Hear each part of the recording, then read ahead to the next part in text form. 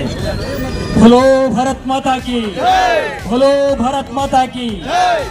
ಇವತ್ತು ಕೊಪ್ಪಳ ನಗರದಲ್ಲಿ ಕೊಪ್ಪಳ ಜಿಲ್ಲೆಯಿಂದ ಬಂದಂತ ಎಲ್ಲ ಉಭಯ ಪಕ್ಷದ ಮುಖಂಡರು, ವಕೀಲ ಸಂಘದವರು, ವಿದ್ಯಾರ್ಥಿಗಳು, ನಾಗರಿಕರು, ಎಬಿಪಿ ಅವರು ಎಲ್ಲ ಇವತ್ತು ತಿರಂಗಿ ಯಾತ್ರೆಯಲ್ಲಿ ನಾವೆಲ್ಲರೂ ಸೇರಿಕೊಂಡು ಅತ್ಯಂತ ಅಭಿಮಾನದಿಂದ ಇವತ್ತು ವಿಜಯೋತ್ಸವ ಆಚರಣೆ ಮಾಡಿದೆ ಎಂಬ ಒಂದು ಉತ್ಸಾಹದಿಂದ ನಾವು ಇವತ್ತು ಎಲ್ಲ ಪಾಲ್ಗೊಂಡಿದ್ದೇವೆ.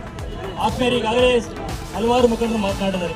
ನಮ್ಗೆ ಗೊತ್ತಿದೆ, ಏಪ್ರಿಲ್ 22ನೇ ತಾರೀಕು ನಮ್ಮ ಜಮ್ಮು ಕಾಶ್ಮೀರದಲ್ಲಿ ಪಹಲ್ಗಾಂವ್ ಗ್ರಾಮದಲ್ಲಿ ಉಗ್ರರು ಹಿಂದೂಗಳ ಅಂತ ತಿಳ್ಕೊಂಡು ಹಿಂದೂಗಳನ್ನ ಹತ್ಯೆ ಮಾಡಿದಂತ ಪಾಕಿಸ್ತಾನ್ ಪ್ರೇರಿತ ಜಿಹಾದ್ ಉಗ್ರಗಾಮಿಗಳು ನಮ್ಮ ಮಹಿಳೆಯರ ಸಿಂಧೂರವನ್ನ ಪ್ರಶ್ನೆ ಮಾಡಿದ್ದಾರೆ.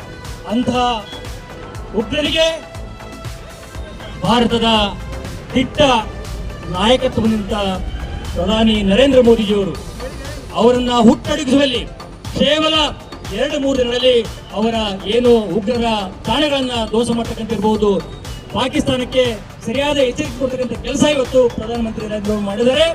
ನಮ್ಮ ದೇಶ ಯಾವತ್ತೂ ಶಾಂತಿಪ್ರಿಯ ದೇಶ, ಯಾವತ್ತೂ ಯಾರಿಗೂ ತೊಂದರೆ ಕೊಡ್ತಕ್ಕಂಥ ದೇಶ. ಆದರೆ ನಮ್ಮ ಸಾರ್ವಭೌಮತೆಯನ್ನ ಪ್ರಶ್ನಿಸಿದರೆ, ನಮ್ಮ ಸಾರ್ವಭೌಮತೆಗೆ ಧಕ್ಕೆ ಬಂದ್ರೆ ನಾವು ಕ್ಷಣಾರ್ಥದಲ್ಲಿ ಯಾರು ಕೂಡ ಉಳಿಸತಕ್ಕಂಥ ಪ್ರಶ್ನೆ ಬರೋದಿಲ್ಲ. ಹೀಗಾಗಿ ಇಡೀ ಜಗತ್ತಿಗೆ ಭಾರತದ ವಿಕ್ರಮ ಹೋರಾಟ ಗೊತ್ತಾಗಿದೆ, ಭಾರತದ ಶಕ್ತಿ ಗೊತ್ತಾಗಿದೆ.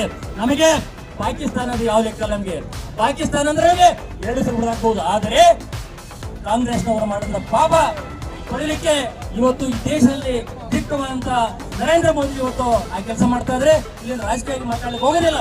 ಆದರೆ ನಮಗೆ ಶತ್ರುಗಳು ಪಾಕಿಸ್ತಾನದವರಲ್ಲ, ನಮಗೆ ಶತ್ರುಗಳು ದೇಶದಲ್ಲಿರ್ತಕ್ಕಂಥ ಭಾರತದ ಹಿತಶತ್ರುಗಳು, ಭಾರತದ ದೇಶದ್ರೋಹಿಗಳು. ಅಂತ ದೇಶದ್ರೋಹಿಗಳು ಬುದ್ಧಿ ಕಲ್ಕೋಬೇಕು.